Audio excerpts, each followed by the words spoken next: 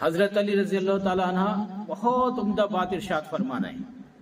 اپنے اقوال میں،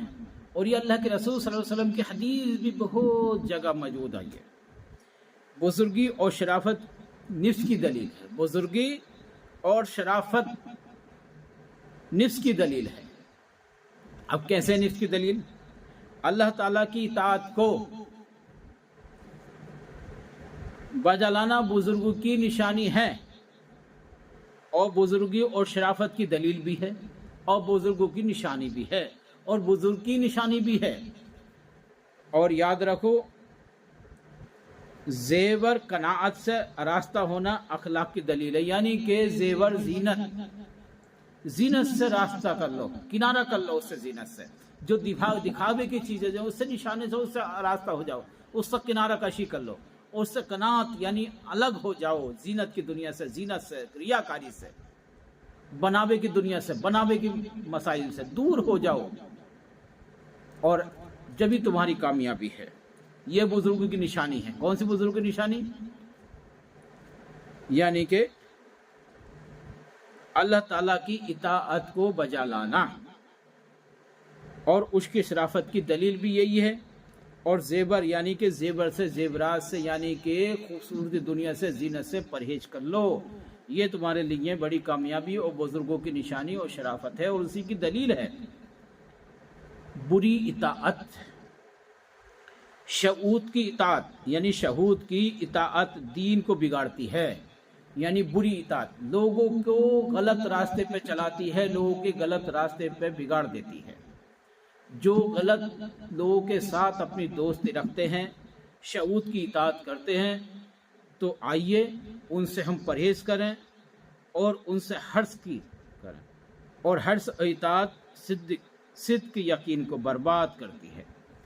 حرص کی اطاعت، حرص یعنی لالچ، ایک ایسی چیز ہے جو انسان کی یقین کو برباد کر دیتی ہے، تباہ کر دیتی ہے۔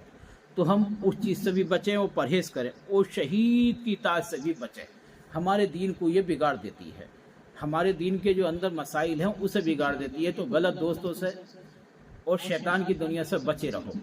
یہ ہمارے دین میں بگاڑ پیدا کر دیتی ہے۔ اور یاد رکھو، حضرت علی رضی اللہ تعالیٰ عنہ ارشاد فرماتے ہیں کہ اللہ تعالیٰ کی اطاعت ہی کافی ہے، یعنی جو شخص اس بات کو خواہش کرتا ہو کہ وہ بغیر دولت کے دولت مند، بغیر حکومت کے وراثت کے صاحب عزت، اور بغیر کنبے کے صاحب جماعت ہو جائے، تو اسے چاہیے کہ وہ اللہ تعالیٰ کی نافرمانی کی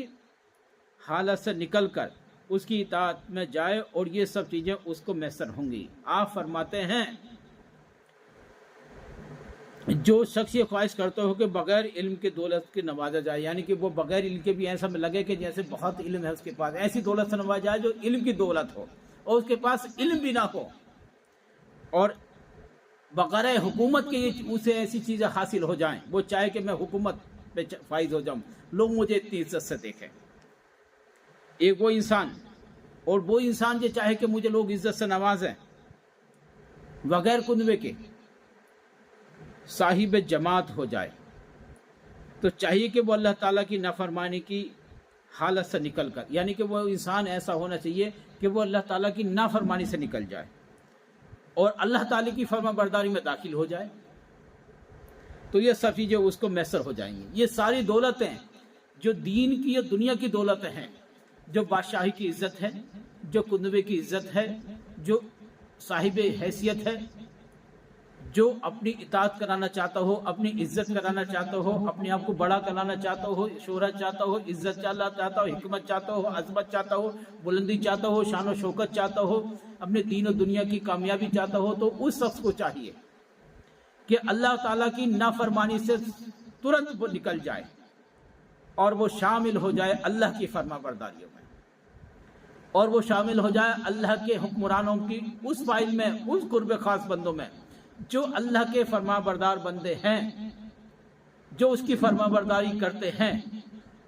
اس کی دنیا میں داخل ہو جائے، تو انشاءاللہ تعالیٰ اس کی ساری ضروریاتیں اور جو وہ چاہتا یہ ساری اس کو حاصل ہو جائیں گی، سارے معاملات اس کو حاصل ہو جائیں گی، بے شک وہ کامیابی کی طرف گامزن ہو جائے گا۔ اور اللہ تعالیٰ ارشاد فرماتا ہے کہ حضرت علی رضی اللہ تعالیٰ عنہ کا فرمانے کہ صاحب عزت کیا چیز ہوتی ہے، تو آپ فرماتے ہیں صاحب عزت وہ شخص ہے جو اطاعت الہی کے زیور سے آراستہ ہو۔ بے شک